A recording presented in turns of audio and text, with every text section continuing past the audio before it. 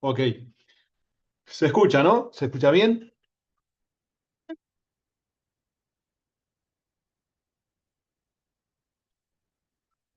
Alguien que responda. Sí, se Sí, escucharon. perfecto, listo. Muy bien. Bueno, para cerrar un poco el tema de la unidad, vamos a ver un resumen de las escuelas, un poco eh, analizar un poquito más lo que vimos en la reunión pasada, darle un cierre a este tema y después vamos a ir empezando a ver una unidad que es la 3, que es un poco más larga que las primeras. Entonces, vamos a hacer un mini repaso de esto. Lo primero siempre es entender que nosotros, digamos, en las organizaciones lo que hacemos o lo que deberíamos hacer es planificar, organizar, dirigir y controlar, ¿no? O sea, examinar, digamos, el futuro, elaborar planes de acción, y eso es planificar. Organizar, digamos, tiene que ver con las actividades, con la asignación de funciones, la autoridad, la jerarquía. Dirigir es liderar, guiar personas, asegurarse que las personas a las cuales nosotros estamos dirigiendo trabajen de forma coordinada y controlar es la verificación de los resultados, o sea, que se cumplan los objetivos y los procesos. Estos, digamos, estos cuatro postulados que nosotros tenemos dentro de las organizaciones fueron recogidos por las escuelas, es decir, las escuelas, digamos, fueron analizando, digamos, cada una en su tiempo, las formas de hacer esto, las formas de integrar estas cuatro funciones a las organizaciones en la medida que se iban encontrando obstáculos y que íbamos pasando, ¿no es cierto?, de los tiempos de la producción artesanal a la producción en masa, etcétera. Entonces, para recordar y otra vez especifico que no me importa las fechas, porque van a haber fechas que empiezan un año antes o un año después. Es decir, las fechas hay que tomarlo con pinzas, simplemente es para situarnos un poco en la historia, pero no es significativo, por lo menos para mí, que uno sepa exactamente las fechas, sino simplemente cuál es la idea en términos generales. Las revoluciones industriales, o sea, las cuatro que tenemos hasta ahora, más la que yo les comentaba, que a mi entender estamos en un inicio, que es la revolución de la IA, ¿no? Pero en estas cuatro, el contexto que había en la primera, digamos, era la invención de máquina a vapor, mecanización, fábricas textiles, o sea, inicio del trabajo asalariado, es decir, todo esto tenía que ver, como decíamos, con el objetivo era la estandarización, ¿no es cierto?, de la producción para poder, digamos, darle respuesta a una demanda cada vez más importante, ¿no es cierto?, una demanda creciente. Entonces, obviamente la ciencia económica, la administración, todavía no estaban en los albores de ir produciendo ciertos procesos, ciertos resultados digamos, en este campo, ¿no es cierto? En la segunda revolución industrial, donde ya digamos, contamos con electricidad, con acero, con ferrocarriles, ya con la producción en masa y con ya las organizaciones conformándose no como digamos, estructuras chicas, sino ya como grandes empresas, ahí, digamos, obviamente que aparecen las escuelas para dar respuesta. Ahí aparecen las escuelas científicas, la clásica, la burocrática, del cual los exponentes, en mayor o menor medida, Taylor, Fayol y Weber son los tres, digamos, que más conocidos, pero después hay muchos, ¿no? Muchos otros. Y la idea cuál era, digamos, de estas escuelas, como ya lo comentamos en la reunión presencial, ahora lo vemos otra vez, tiempos y movimiento, la eficiencia operativa, es decir, la idea era ser lo más eficiente posible este sistema productivo para poder dar soporte a la demanda, ¿no? Entonces, por supuesto que como digamos, la satisfacción de la demanda a partir de la oferta se tenía que dar a través de organizaciones, ¿no es cierto?, de empresas que produzcan bienes y servicios. este, entonces empezaron a aparecer estas escuelas para tratar de ir enfocándose a lo que se iba necesitando. En principio, mejorar los sistemas productivos. Entonces, tiempos, movimiento, eficiencia operativa era imprescindible.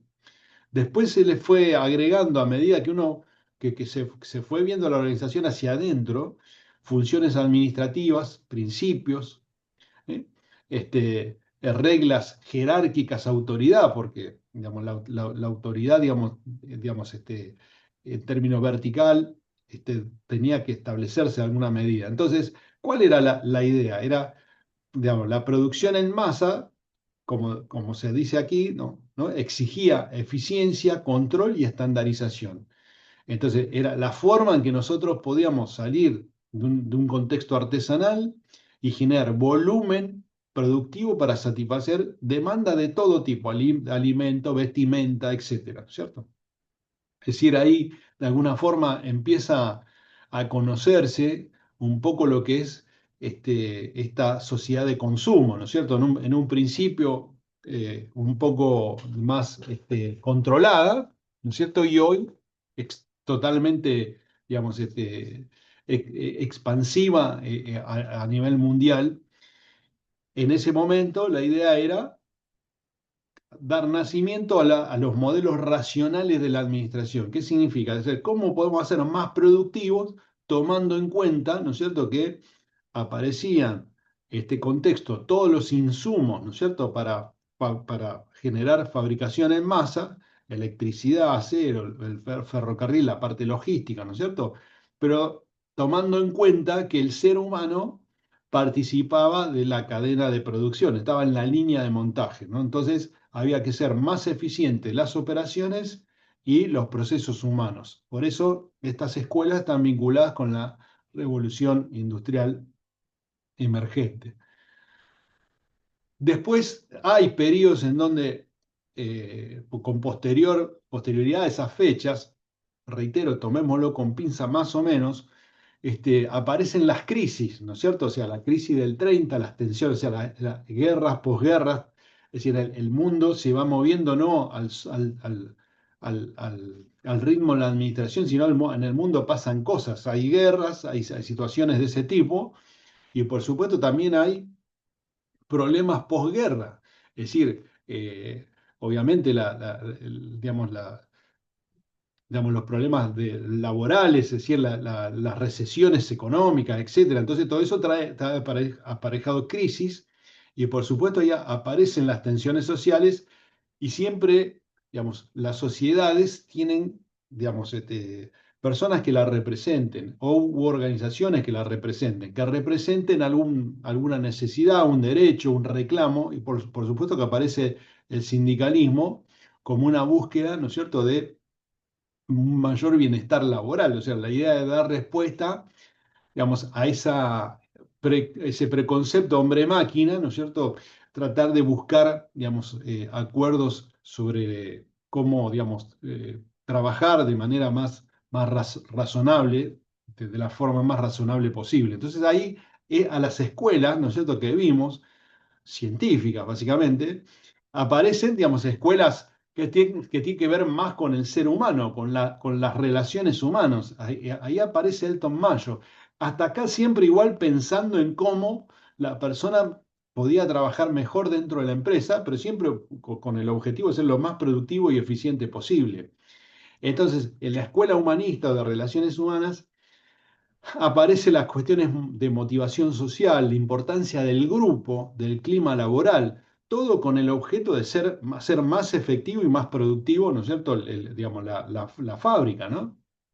Entonces, las fábricas ya, digamos, no podían sostener solo la disciplina y el control. O sea, la idea no era, digamos, que con disciplina y con control, ¿no es cierto?, la gente producía más y mejor, sino que ahora había otros aspectos que se sumaban, ¿no es cierto?, que tenían que ver con la motivación social y el factor humano. Porque el objetivo, digamos, de estas escuelas y de estos estudios era ver qué tanto, digamos, la motivación social, digamos, y los factores humanos afectaban la productividad, ¿no? Ya con el control y con la disciplina estricta, el control de la gente y la disciplina estricta sobre el trabajo, ya ahí no alcanzaba. Entonces, después de esto, digamos, viene la revolución, la tercera, la era de la informática, digamos, aparece, digamos, como habíamos dicho también, digamos, ¿no es cierto? Todo lo que es el tema Internet, aparece por el tema de la Guerra Fría, ¿no es cierto? Esto del espionaje, todo este tipo de cosas, aparecen, digamos, a partir de estudios, digamos, militares y todo eso, aparece, digamos, la electrónica, la computación, la automatización, ¿no es cierto? Y por el otro lado, digamos, también la cuestión psicológica, ¿no? La psicología, digamos, aplicada al mundo laboral. Entonces aparecen escuelas que tienen que ver con otras cuestiones. Fíjense, la escuela comportamental, la estructuralista, la neoclásica, de alguna forma empieza, digamos, a vincular más al ser humano, al hombre organizacional, o sea, aparece el hombre como un elemento central dentro de la estructura de la organización, y ahí aparecen estas escuelas que lo que tienden es hacer, digamos, análisis científico de la motivación y el liderazgo, ya enfocado no tan solo a la cuestión, digamos, grupal, sino a ver qué pasa con el hombre y cuáles sus motivaciones. Aparecen temas de liderar, cómo liderar, digamos, cómo hacer que las personas hagan lo que tienen que hacer, no tan solo con dirección, ¿no es cierto?, por una cuestión de disciplina o de controles, sino por voluntad propia, ¿no es cierto? Entonces, aparece la escuela estructuralista también, en donde se ven las organizaciones como sistemas sociales, y con la idea de relacionar lo formal y lo informal, y la administración por objetivos, ¿no? La administración por objetivos que tiene que ver con el enfoque en los resultados, ¿no? O sea, esto de la década del 50, digamos, hasta hoy nosotros trabajamos con objetivos, ¿no? O sea, le debemos a Peter Drucker, digamos, esta idea. Hoy está un poquito, digamos, más depurada estas cuestiones con los OKRs y otras cosas que vamos a ver en la última etapa de la materia, digamos, pero esto fue el inicio, ¿no? Trabajar por objetivos, es decir, poder administrar por objetivos. Fíjense que es interesante, ¿no? Fue un precursor, Drucker, fue un visionario. Hoy las organizaciones, digamos, sobre todo las que trabajan con software, ¿no es cierto? Es, digamos, fundamental poder trabajar por objetivos. Hay que terminar desarrollos, programas, cada uno tiene que hacer una parte, ensamblar, entonces es imprescindible poder trabajar con objetivos. Bueno, todo lo que hoy tiene que ver con eso, digamos, empezó en la década del 50, 60. Entonces, ¿cuál era la relación? La expansión de las empresas multinacionales, la mayor complejidad. Entonces, es obvio que esas organizaciones iban haciéndose cada vez más grandes, más importantes, manejando más volumen de producto, servicio y también de gente. Por lo tanto, lo que se necesitaba, o sea, la administración necesitaba desarrollar teorías más complejas, más amplias, para cubrir estas necesidades nuevas. Y eso tenía que combinar la estructura con la motivación y los objetivos. Fíjense que antes, digamos, en las escuelas anteriores, en los periodos anteriores, la idea era el hombre-máquina, ¿no? O sea, la idea era producción, el hombre trabajando dentro de la línea de montaje, control, disciplina, productividad, eficiencia, ¿no es cierto? Ahora, digamos, a partir, digamos, de todas estas, digamos, de todas estas incorporaciones, y con la complejidad, ¿no es cierto? Y a su vez la informática, la idea ya no servía solamente el control y la disciplina, ya no solo, digamos, había que incorporar digamos, la organización, ¿no es cierto?, de las tareas, sino que teníamos que incorporar dentro de este marco de las cuatro elementos la dirección, o sea, cómo dirigir organizaciones, cómo hacerlo de mejor manera partiendo de la estructura, de la motivación, de los objetivos. Entonces, ese desafío se va complementando con estas escuelas. Y la última o la cuarta revolución industrial, la era de la digitalización y la globalización, perdón. Es lógico que todo digamos, la explosión de Internet lo que genera es una conectividad global, ¿no? O sea, nos permite a todos, digamos, estar conectados, poder trabajar de un país hacia otro, sin necesidad de movernos físicamente. Entonces, toda esta cuestión de la robótica, la inteligencia artificial, la globalización, por un lado nos trae, ¿no es cierto?, una conectividad global, digamos, una conexión total con el resto del mundo, y por el otro, digamos, correr también la misma suerte, porque en un mundo globalizado la incertidumbre cada vez es mayor, porque ya no depende, digamos, no dependemos nosotros de nuestras decisiones solamente, sino que al estar conectados también, digamos, estamos digamos, vinculados a la suerte, digamos, de lo que ocurre en el mundo, con las decisiones que se toman a nivel mundial. Las guerras, ¿no es cierto?, que hoy afectan de manera diferente a las guerras, a las anteriores, a las viejas guerras, ¿no? O sea, ocurría en el continente europeo y nosotros estábamos en América y las consecuencias eran muy, digamos, muy lejanas, ¿no? Apenas nos salpicaban. Hoy, esta interrelación que tiene que ver con, con compartir las materias primas, con la necesidad de, digamos, de tener recursos, digamos, como el petróleo, digamos, conexiones, ¿no es cierto? Todo este tipo, o sea, la bancarización, toda esta cuestión, digamos, hace que, digamos, lo que pasa o estalle en un lugar del mundo tenga consecuencias rápidas, ¿no es cierto?, e impredecibles en cualquier parte del mundo. Entonces, esa cuestión, digamos, de conexión abre la puerta a otras escuelas. Esta incertidumbre económica, incertidumbre social, nos lleva a escuelas que van a estudiar o se van a, digamos, perfeccionar en estos puntos. Digamos, la escuela de sistemas, o sea, empezamos a ver a las organizaciones como un sistema abierto que interactúa con el entorno, con esto que recién les decía, ¿no es cierto? O sea, una organización que no está sola, no es abstracta, sino que tiene vínculo con su contexto y ese contexto influye en la organización y la organización influye en el contexto. La escuela de la contingencia contingencial, donde se dice que no hay una sola forma de administrar y que depende del contexto, la tecnología y el entorno, es decir, no hay una sola forma de hacer las cosas, sino que hay que tomar en cuenta la contingencia, o sea, qué es lo que nos pasa, qué es lo que va pasando, digamos, en términos, digamos, del entorno. Y los enfoques actuales que le agregan a esto la cuestión de la gestión del conocimiento, la innovación, la agilidad, o sea, digamos, las tecnologías ágiles, ¿no es cierto? El liderazgo transformacional, ¿sí? Todas cuestiones que, digamos, se trabajan para generar aprendizaje adaptativo, flexibilidad, ¿no es cierto? Todo esto para afrontar esto de la incertidumbre. Entonces, la relación o el vínculo es la volatilidad y la interacción global que nos exige que nosotros nos adaptemos constantemente, ¿no? O sea, el cambio es vertiginoso hoy, ¿no?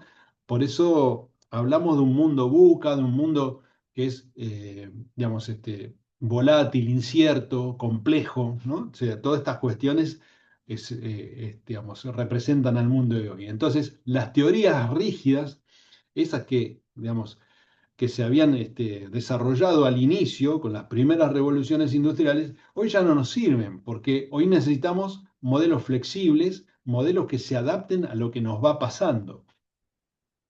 ¿Se entiende hasta acá la idea? Digamos, denme un ejemplo claro de aplicación, por ejemplo, de estas escuelas hoy, ¿no? O sea, ¿cuál fue o cuáles son los dos hechos, digamos, que nos nos indican a nosotros que tenemos que ir por este camino. Dos hechos a nivel mundial. ¿Cuál podrían ser esos dos hechos?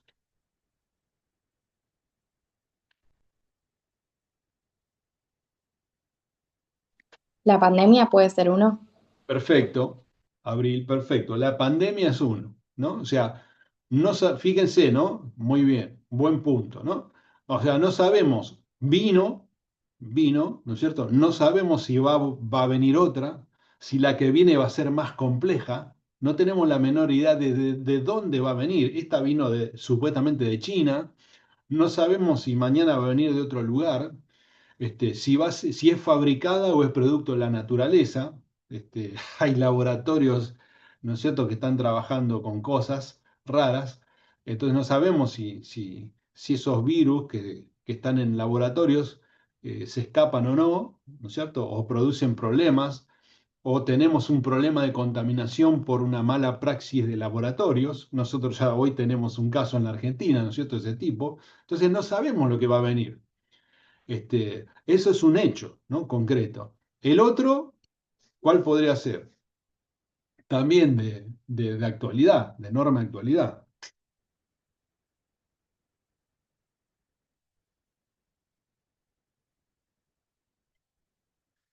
El otro hecho son las guerras. La inteligencia artificial puede ser. La inteligencia artificial es un desarrollo humano, ¿no? Y está bueno está bueno también ponerlo, digamos, como ejemplo, ¿no? La IA, ¿m? Que es algo también que no sabemos a dónde va a terminar, ¿no? Entonces, eso genera incertidumbre también. Y es un excelente punto, ¿eh? Las guerras también, en paralelo, ya, digamos, tenemos las experiencias, ¿no es cierto? Uno dice en este siglo todavía estamos con guerras y bueno, potencialmente no desaparecieron ni mucho menos. Y posiblemente tengamos más, no lo sabemos. Este, eh, pero también uno dice, bueno, en este siglo las guerras ya del ser humano ya debería haber aprendido de sus errores, de su historia, ¿no? Bueno, digamos, están presentes, potencialmente están presentes Israel, ¿no es cierto? Siempre los mismos conflictos y siempre está presente, digamos, la cuestión de las guerras. Y la IA, la inteligencia artificial, cuyo desarrollo y aplicación en el mundo que a ustedes se les ocurra, lo académico, lo laboral, lo social, no tenemos la menor idea de a dónde termina. No sabemos. Y cómo va a cambiar nuestra forma de vivir, de consumir, no tenemos la menor idea. Entonces, para todo eso, las organizaciones requieren de flexibilidad, ¿no? Porque hoy trabajamos de una manera, mañana con la IA por ahí trabajemos de otra, si la robótica avanza, por ahí trabajemos de otra. ¿M? Hoy hay CEOs, digamos, hay gerentes tomando decisiones racionales, entrenados, que no son humanos, ¿no? Es decir, de hecho, hay trabajando, digamos, personas, personas no humanos, ¿no es cierto? Digamos, programas que toman decisiones por nosotros. Entonces, este, con lo cual, digamos, no sabemos dónde va a terminar eso. Entonces, digamos, un poco esto como para hacer un resumen de las revoluciones industriales y los enfoques, ¿no? O sea, los enfoques fíjense que fueron avanzando. Condiciones laborales y eficiencia básica, ¿no? O sea, era ser lo más eficiente posible del operacional. Después vamos, digamos, incorporando el tema del control, lo que era la jerarquía, ¿no es cierto? Los roles, la jerarquía, la autoridad. Después agregamos motivación social y relaciones humanas, grupo, acá equipo, grupo, psicología, estructura y objetivos, adaptación, flexibilidad e innovación. Es decir, lo último es esta necesidad de adaptarnos a lo que viene, que no sabemos qué es lo que viene. Bien, entonces, para hacer, digamos, ya un resumen, vamos a ver algunos ejemplos ahora. Vamos a resumir, reitero que esto la idea, lo que no buscamos acá la perfección, ni mucho menos, sino hacer un resumen. La científica, el nombre, digamos, rutilante, Taylor, ¿no? que busca aumentar la productividad y eficiencia, aplicando métodos científicos a problemas de la administración y la organización en el trabajo. O sea, acá era aplicación de métodos científicos para resolver problemas. La Bien. escuela clásica se centra, digamos, se enfoca en las funciones administrativas. ¿Es decir? Esto que vimos al inicio de todo, planear, organizar, dirigir y controlar. Es decir, cómo se hace estas cosas dentro de las organizaciones. Y se establecen principios universales para la gestión, de los cuales nosotros vimos los 14, famosos de, ¿no? Después, la escuela burocrática lo que promueve es la organización formal y racional, es decir, cómo se conforma formalmente una organización. Entonces, este grupo de personas que están, digamos, haciendo cosas en la organización, ¿cómo digamos, las podemos organizar con reglas, con jerarquías, con división del trabajo horizontal, ¿no es cierto? Es decir, ¿qué hace cada uno? Especialización de las tareas. ¿Cuál es la idea? Garantizar eficiencia, entre comillas, imparcialidad en términos de quién hace cada cosa, cantidad digamos, de trabajo, roles, etcétera, ¿no? Entonces, escuela burocrática. Escuela humanista, digamos, acá vamos a ver un estudio, ahora vamos a ver un ejemplo, vamos a ver este estudio, el estudio Houghton que se hizo digamos, en una empresa. Mayo, digamos, destacaba la importancia de los factores sociales y psicológicos en la motivación de los trabajadores. Fíjense que acá ya vamos incorporando el estudio del ser humano en su relación con el trabajo y con el resto de las personas. Entonces, la idea era ver la satisfacción laboral y la productividad. ¿Qué es el experimento?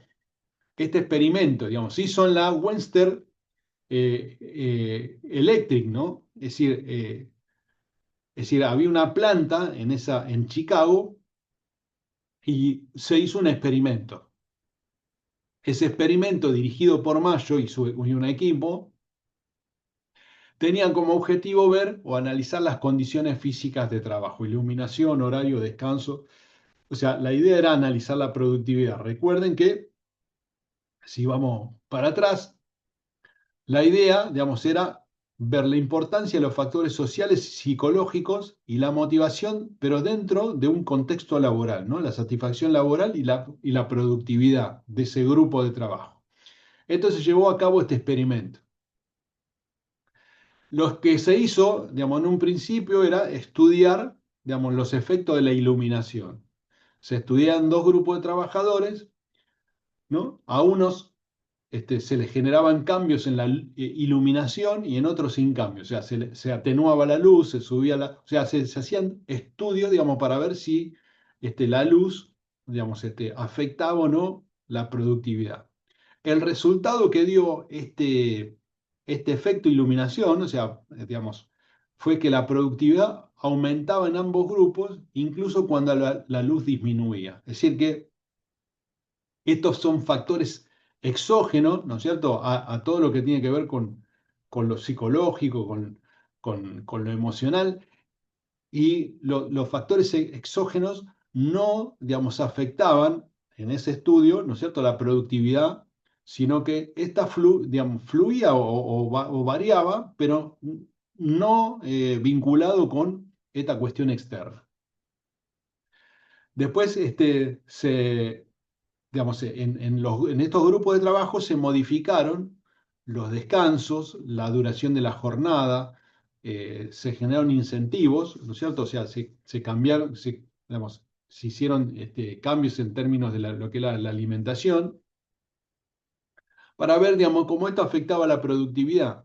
Y la productividad, digamos, seguía aumentando de forma independiente de las condiciones.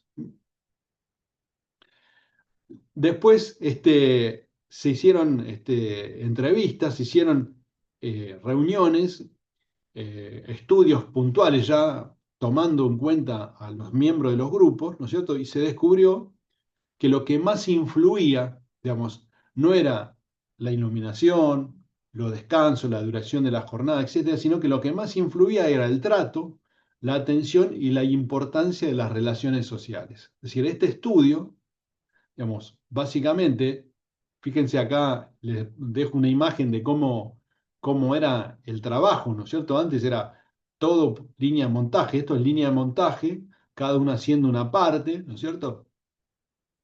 Y la fábrica era esto. Todo esto hoy está reemplazado por máquinas, ¿no? Pero antes el ser humano formaba parte de la máquina. Entonces, las conclusiones principales de este experimento era que cuando los trabajadores se sentían observados, valorados y escuchados, su productividad mejoraba.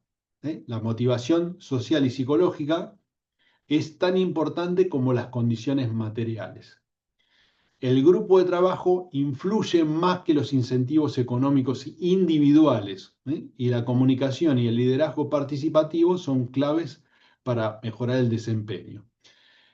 No nos vayamos al extremo de la Argentina, donde por la situación que tenemos es muy difícil. Uno seguro que digamos, viaja directamente a nuestro país y entonces se toca el bolsillo para el que trabaja, ¿no es cierto? Entonces, a ver, salgamos del ejemplo argentino.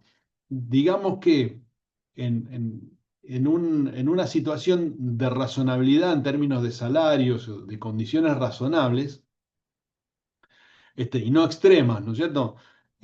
Donde esa variable, eh, no tiene influencia, todo lo demás, ¿no es cierto? Digamos, que se comprobó tiene que ver con lo emocional, con el grupo, con la comunicación, el liderazgo. Es decir, cuando las variables más o menos son razonables, cuando yo tengo horarios razonables, tengo un salario razonable, no quiere decir extremadamente bueno, razonable, cuando todas las variables más o menos son razonables, lo que concluye este estudio es que la valoración de las personas, el ser escuchados, la comunicación, el liderazgo participativo, digamos, eso influye mucho en el desempeño con independencia de la cuestión económica. ¿Qué les parece esto? ¿Es así? ¿Puede ser así? Reitero que yo estoy abstrayendo, ¿no es cierto? Cosas extremas, ¿no? Si alguien me dice, mira, a mí me pagan, no sé, 100 mangos, no sé, 1.000 pesos por día, me muero de hambre, obvio que esa variable va a influir y mucho, ¿no es cierto? Pero si estamos más o menos en condiciones razonables, ¿qué piensan ustedes? ¿Esto es así? ¿Podría ser así? O sea, esa conclusión, ¿la comparten o no la comparten?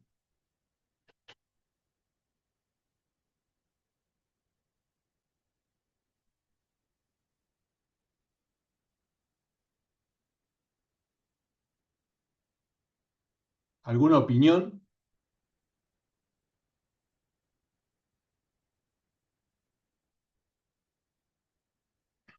¿Cuántos tengo acá? 68. En 68, 67, me saco yo. ¿No hay una opinión sobre esto? ¿Comparten o no?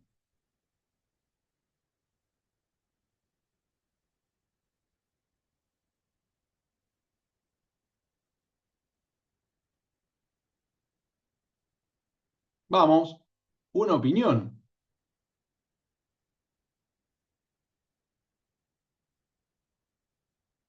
Sí, yo comparto. Para mí sí, para mí sí, Bien, sinceramente. Impacta, pero también diría que es importante, o sea, no solo, digamos, el factor humano de motivación, reconocimiento y demás, sino también por ahí darles incentivos más individuales para, en parte, también fomentar un poco el sentido individual, no solo el sentido de somos un grupo, vamos como grupo. O sea, pienso que habría que tener cuidado también un poco con eso. bien, bien, bien. Todas las opiniones son válidas, ¿correcto? Si acá yo les decía, restemos situaciones extremas, ¿no? Si alguien me dice, mira, a mí yo no puedo tomar agua en todo el día, no puedo ir al baño. me pagan pero pésimamente mal. Y bueno, lógicamente eso va a influir y mucho, ¿no? Por eso yo le decía, en una situación donde las variables no son extremas, sino que, digamos, las condiciones de trabajo son más o menos razonables, los salarios son más o menos razonables, o sea, donde todo eso es más o menos razonable, el estudio este lo que demuestra es que la motivación social y psicológica, digamos, genera digamos, o sea, digamos, elementos a tomar en cuenta para mejorar el desempeño colectivo, la productividad, ¿no? Que el liderazgo participativo, la comunicación. Nosotros todavía no vimos la parte de liderazgo y motivación, que es muy interesante, la vamos a ver en las unidades que vienen. Este, pero creo que digamos, un poco este estudio apunta a decir esto, ¿no? Mira, no son las condiciones, ¿no es cierto? Lo que mueve, o sea, uno puede, es más, de hecho, yo les comenté, ¿no es cierto? En qué condiciones trabaja la gente de Greenpeace, por ejemplo, ¿no? O sea, están en el Ártico, muertos de frío ahí colgándose de una, ¿no es cierto? Con gente que le echa chorros de agua, digamos, tipos están luchando para, digamos, sostener, digamos, la fauna marina, ¿no es cierto? O sea, luchan para que no se extingan las ballenas. Entonces, ahí donde está, ¿no es cierto? O sea, las condiciones climáticas son adversas, o sea, sin embargo, hay algo, hay espíritu de cuerpo, hay un objetivo detrás que hace que las personas, incluso en condiciones que no son las mejores de trabajo, su grupo dé lo mejor, ¿no es cierto? Genere el mejor desempeño. Bueno, hay cosas más allá de lo salarial, ¿sí? Reitero, siempre y cuando estas cuestiones no sean extremas, ¿sí?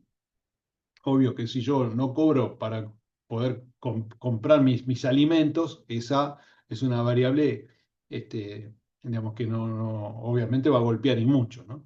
Pero en condiciones más o menos razonables hay elementos que juegan mucho en la productividad y en el desempeño, que es lo colectivo, la comunicación, el liderazgo, la valoración de las personas, la escucha activa.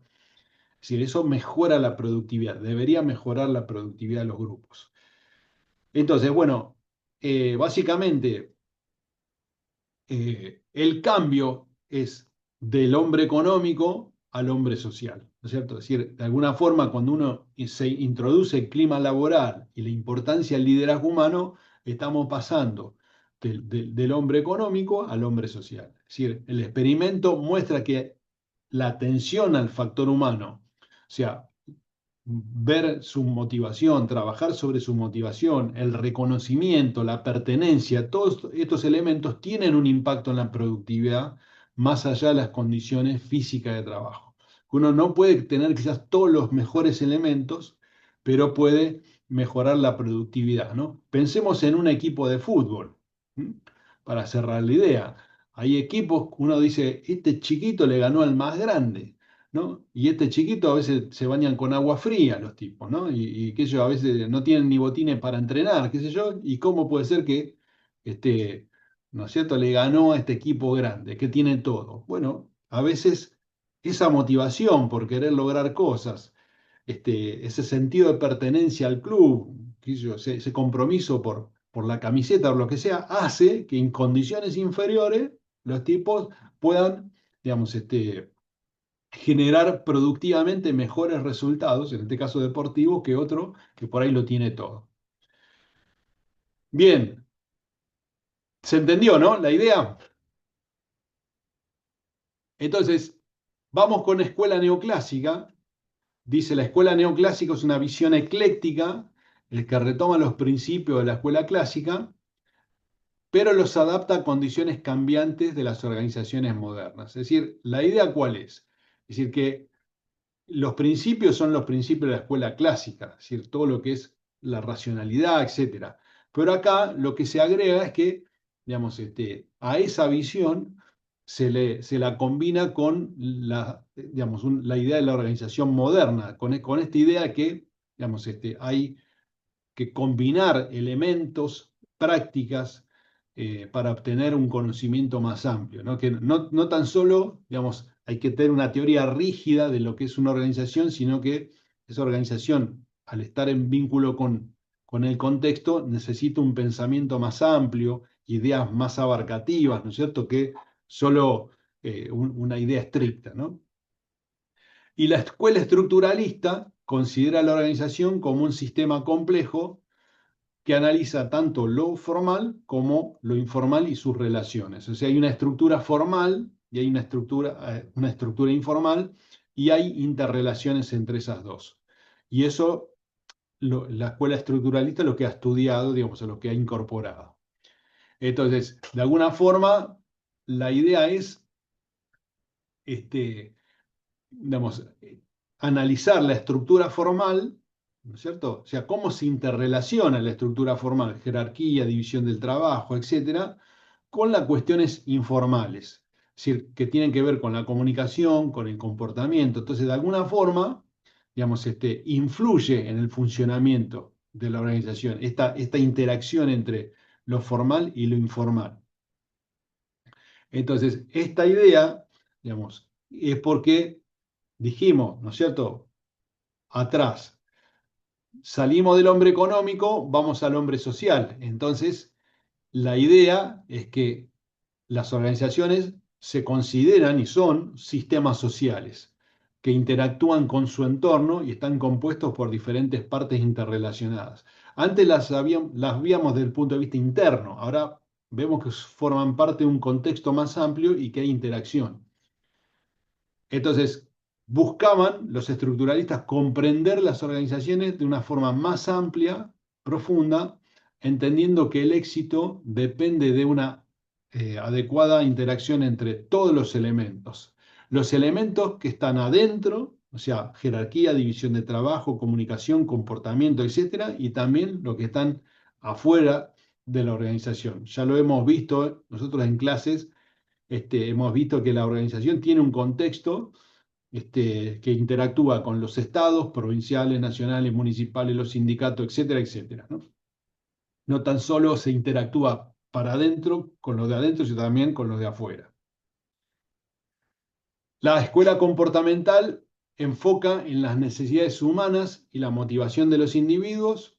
La contingencial dice no hay una forma correcta de administrar, ¿no es cierto? No hay una forma correcta, hay circunstancias específicas y cada organización tiene que abordar esa circunstancia específica.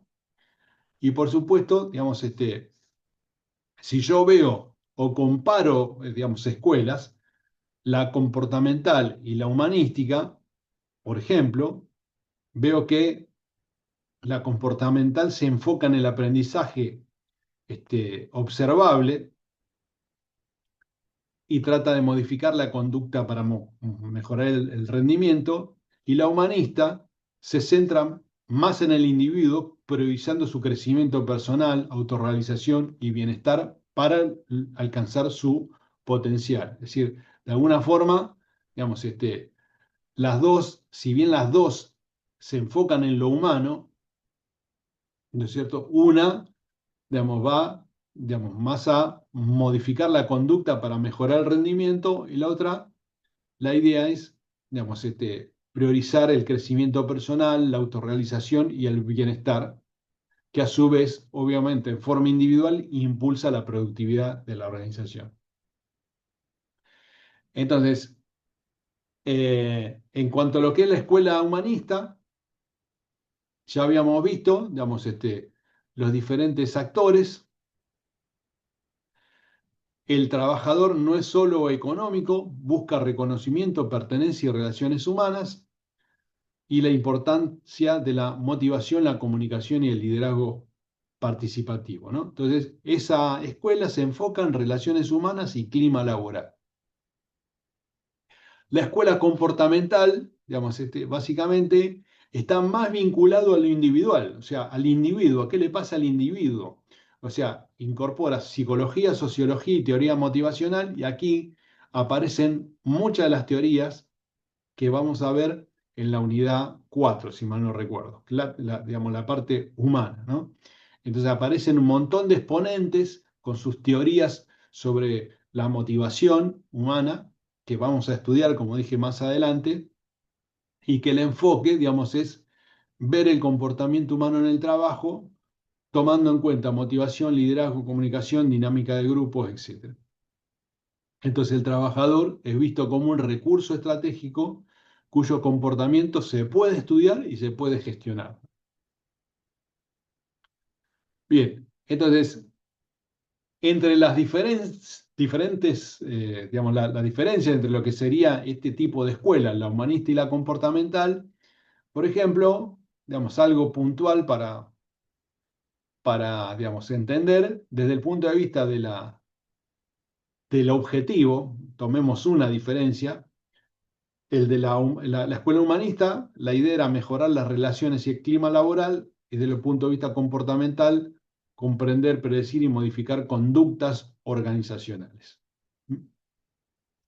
Por eso, digamos, en los métodos de estudio, de trabajo, uno se enfoca en dinámica de grupos, liderazgo, comunicación, y el otro más en las teorías motivacionales, dinámicas y psicología organizacional. Y fíjense que los exponentes, si yo voy digamos, a los exponentes, Elton Mayo, acabamos de ver, ¿no es cierto?, este experimento, digamos, que se hizo con la iluminación, etcétera, etcétera, está enfocado a los grupos de trabajo, ¿no es cierto?, las condiciones, y si vemos de estos otros, digamos, representantes, Maslow, McGregor, todos estos están vinculados con el desarrollo de teorías motivacionales puntuales. ¿Qué es lo que motiva al ser humano, digamos, a trabajar en términos generales? Entonces, la humanista fue el primer paso para poner como al centro, ¿no es cierto?, a las personas como ser social, y lo comportamental lo que hizo fue profundizar esas teorías y explicar y gestionar la conducta de las personas en las organizaciones. Esa es un poco la diferencia entre uno y otro. Vamos a cerrar con esto, con algunos ejemplos rápidos. En la práctica les aconsejo que vean por este lado también estas ideas, ¿no? Eh, por ejemplo, cómo se aplican las escuelas en situaciones específicas o en problemas específicos de la administración. Entonces, vamos a suponer ahí en el ejemplo que una empresa tiene problemas de rotación de personal y baja productividad.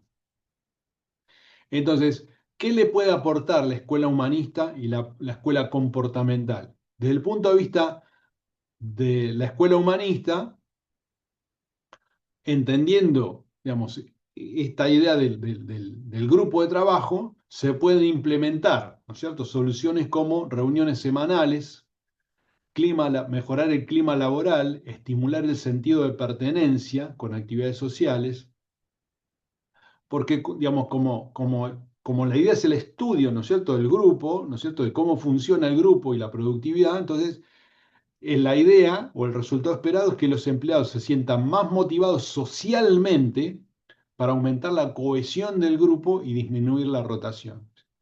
O sea, eso desde el punto de vista de la escuela humanista. Desde lo comportamental, analizamos el perfil motivacional de los integrantes, ¿no es cierto? Es decir, trabajamos en diferentes, acá no quiero profundizar, reitero que esto es materia de la unidad, digamos, de personas, no sé, vamos a ver más adelante, pero ¿cómo se enfocaría la escuela comportamental si estudiando teorías este, psicológicas aplicadas a lo organizacional? O sea, ¿cómo se motivan desde el punto de vista individual las personas? ¿No es cierto? O sea, ¿cómo mejorar factores higiénicos, salario, situaciones específicas, digamos, para, digamos, lograr el resultado, ¿no? Si se logra una mejora más estructurada y sostenida en la motivación individual y grupal basado en un estudio del comportamiento humano. Entonces, las dos escuelas aportarían este tipo de soluciones.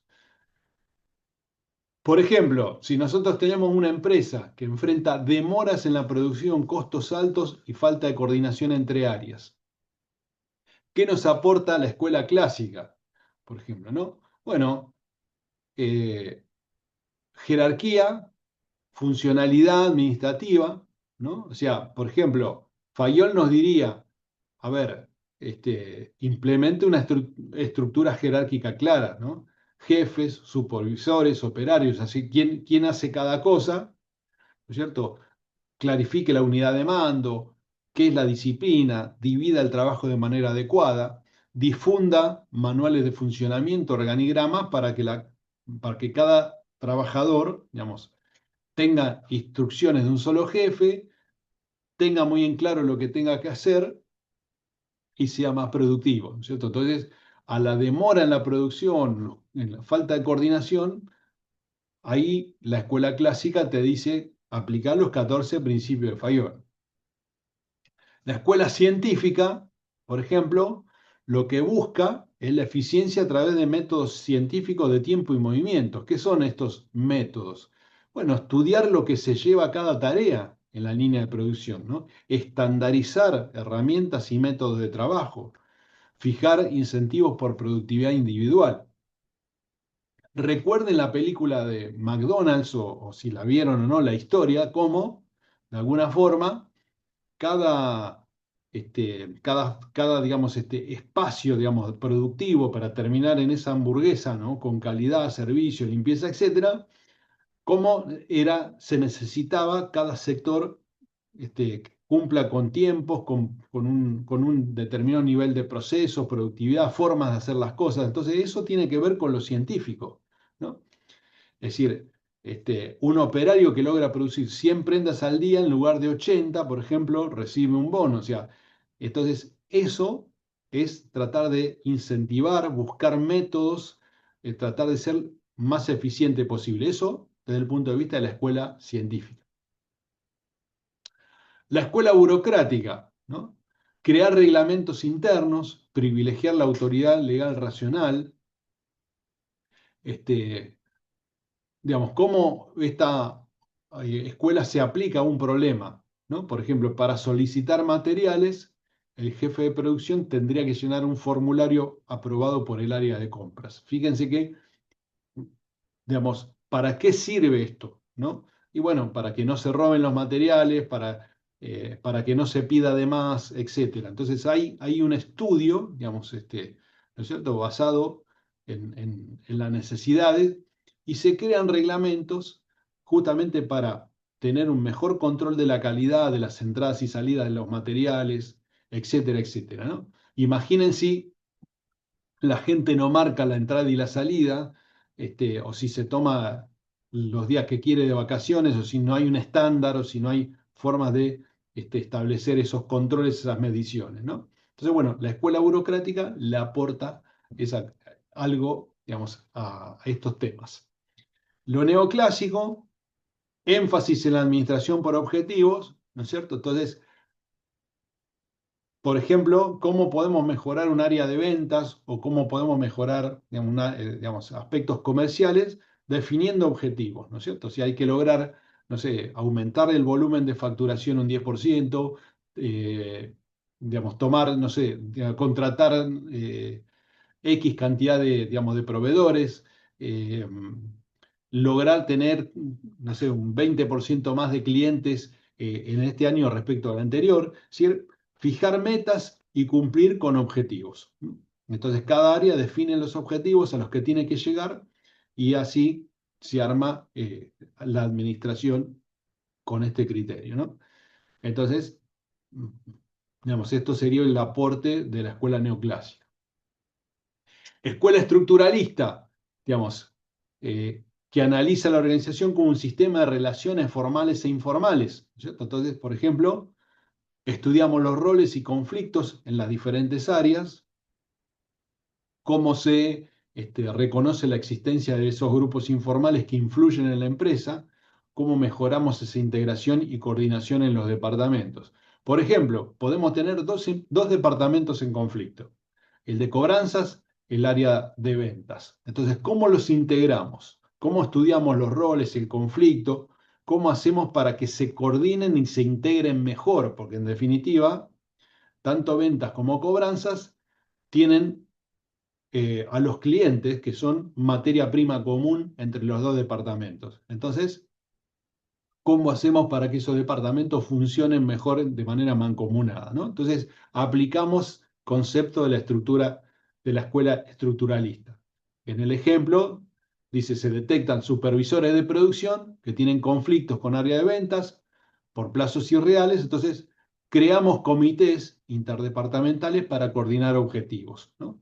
En este caso del ejemplo anterior, ventas y cobranzas, creamos reuniones, ¿no es cierto?, entre los dos equipos de trabajo para ver cómo hacemos para coordinarnos e integrarnos mejor. Escuela contingencial. Dice, no hay una sola forma de administrar, la solución depende de lo que nos ofrece el contexto. Entonces, analizamos el entorno y buscamos desarrollar estrategias adaptativas, ¿no? ¿Qué puede ser esa estrategia adaptativa? Flexibilizar turnos de producción, tercerizar parte de la confección, digitalizar. Cuando ocurrió la pandemia, ¿qué hacíamos? ¿Cómo se organizaban las empresas, ¿no es cierto? O sea, no podíamos abrir la puerta para atender a la gente. Bueno, entonces generábamos mejores logísticas para entregar el producto en el domicilio de las personas. Es decir, tratábamos de organizar la empresa para dar respuesta a las necesidades teniendo en cuenta estas restricciones, ¿no?, de la circulación, etcétera. Entonces, por ejemplo, acá dice, en época de alta demanda, temporada escolar, se contrata personal temporal, se amplían turnos, en baja demanda se reduce la producción. Podría ser el ejemplo también de un hotel, en donde en temporada alta se contratan en forma variable más gente para dar servicio, en temporada baja se mantiene el plantel estable. O sea, todo eso, estas ideas salen, digamos, de alguna forma de la escuela contingencial. Estas soluciones a los problemas que se plantean. Entonces, en resumen, escuela clásica, ¿qué nos aporta o qué nos aportó? Orden jerárquico, organigrama, manuales de funciones. Lo científico, estandarizaciones, medir tiempos, dar incentivos. Burocrática tiene que ver con los reglamentos, ¿no? La palabra burocracia, ¿no? Estos reglamentos, trámites formales, autoridad legal. Administración por objetivo, lo neoclásico, lo estructuralista, análisis de relaciones y conflictos, coordinación de tareas, contingencial, adaptaciones, al contexto y al entorno, buscar soluciones a los problemas que nos viene del entorno. Dime un segundo, que esto lo habíamos visto. Bien, cerremos con esta idea, ¿sí? Eh, Quiero escuchar los 2 minutos a ustedes y con esto cerramos. ¿Cuál es el aprendizaje que nos dejan las escuelas de administración? ¿Cuál sería el aprendizaje? Estuvimos viendo, digamos, diferentes tipos de escuelas, estuvimos viendo aplicaciones, etcétera. En definitiva, ¿qué nos deja esto de las escuelas? ¿Mm? ¿Para qué nos sirve revisar las escuelas? ¿Cuál es digamos, el hecho por el cual le tengo que dar pelota a las escuelas? ¿Qué les parece?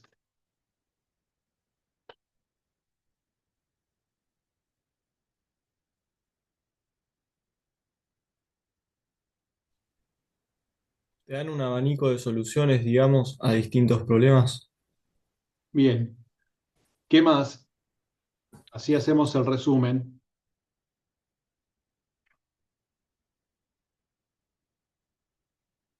¿Qué otra cosa?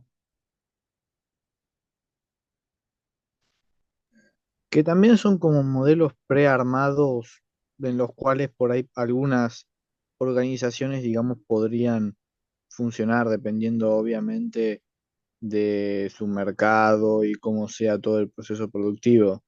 Por ejemplo, para McDonald's, creo que la teoría clásica podría estar perfectamente bien y no necesitaría por ahí mucho del tema de motivación y demás, siempre y cuando el ambiente de trabajo no sea muy malo. Podría ser también. ¿Qué más? Una más y cerramos. Una opinión más, a ver.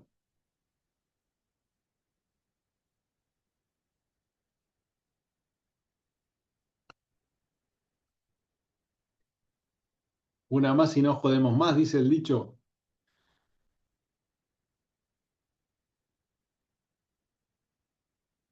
¿No hay una opinión más?